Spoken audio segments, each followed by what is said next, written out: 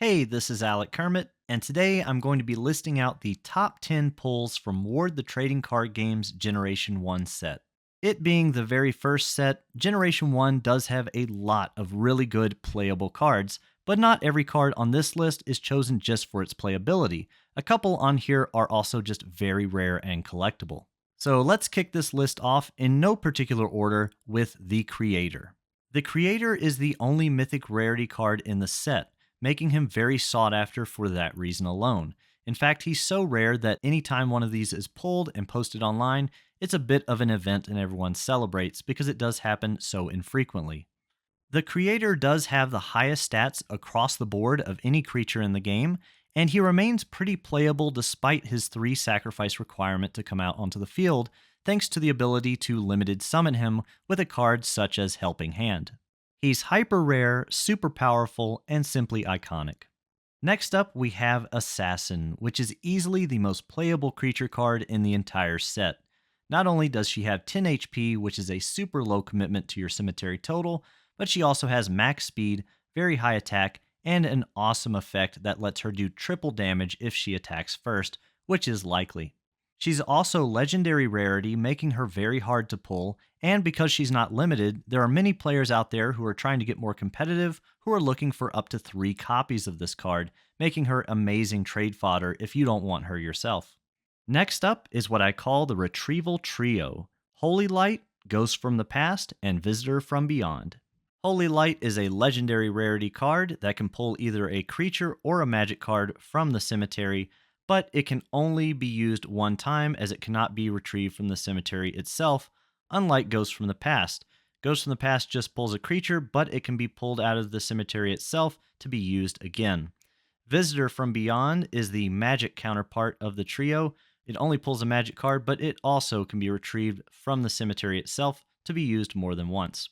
Now, Ghost from the Past and Visitor from Beyond are epic rarities, not legendaries, but you couldn't ask for a better card to be in your epic rarity slot. Moving on, we have Backstab, a magic card that lets you hit first, guarantees your hit, and does 3 times whatever damage your creature would have done. You can imagine this paired with Assassin gives you incredibly high attack numbers for that turn. This card is simply a one-time powerhouse that can help you take down even creatures with over 100 HP in a single swing. Next up is a card for you die-hard collectors, Foil Undead Knight.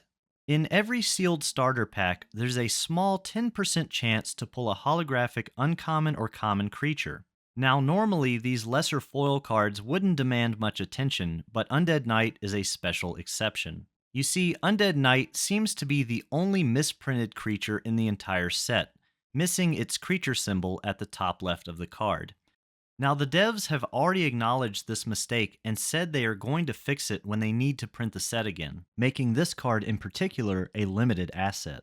But what are the true odds of pulling this card in a foil before the print run is ended? Well, if you consider that Undead Knight is one of 39 common/uncommon creatures and multiply that by the 10% foil chance, you get 0.256%.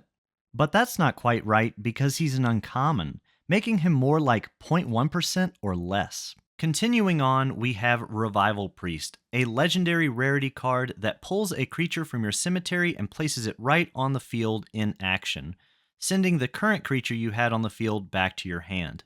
Not only does this allow you to heal your cemetery of that HP, but it also puts that creature out on the field, ignoring any summoning requirements such as armor level or other specific requirements. The creature that was sent back to your hand effectively gets healed. You can imagine how powerful this is when combined with Eternal Dragon, which has 2 creatures underneath it. All 3 of those cards go back to your hand, and then you can play them back onto the field when the time comes.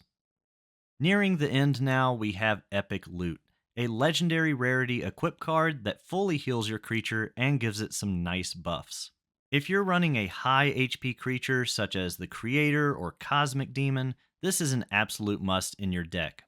And finally, there's Magic Steel, a legendary rarity lightning card that lets you either use or negate your opponent's magic card that they just played.